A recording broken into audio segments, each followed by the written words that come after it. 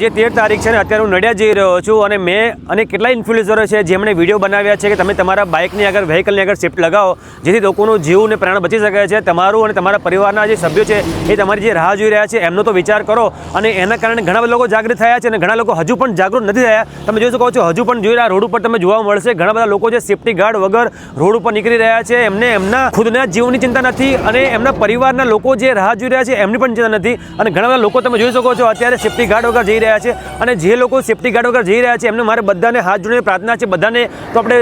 One by individual ના કહી શકીએ પણ વિડીયોના માધ્યમથી બધાને હું પ્રાર્થના કરી રહ્યો છું તમે ફટાફટ જે પણ અત્યારે તમારા ઘરના કામકાજથી બહાર નીકળવાનું થાય તો સેફ્ટી ગાર્ડ અવશ્ય લગાવીને બહાર નીકળો અને ન એવું લાગે કે જવું જરૂરી છે તો કાં તો બસમાં જાઓ કાં તો રિક્ષામાં જાઓ પણ બાઇક લઈને નીકળશો નહીં નીકળશો તો સેફ્ટી ગાર્ડ વગર ના નીકળશો કારણ કે બહુ મોટું જોખમ છે ગમે ત્યારે ક્યારે દોરી આવી છે એની કંઈ ખબર જ નથી તો તમે તમારું ધ્યાન રાખો અને જે લોકો હમણાં સેફ્ટી ગાર્ડ લઈને લગાવીને નીકળી રહ્યા છે બધાનું મારું સસ્ત નમન છે એમને સેલ્યુટ છે।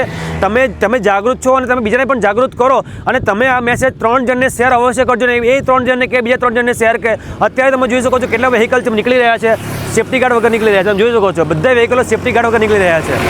એટલે મારે બધાને ખાલી એક જ પ્રાર્થના છે સેફ્ટી ગાર્ડ લગાવો સાહેબ સેફ્ટી ગાર્ડ લગાવો। જય મહારાજ।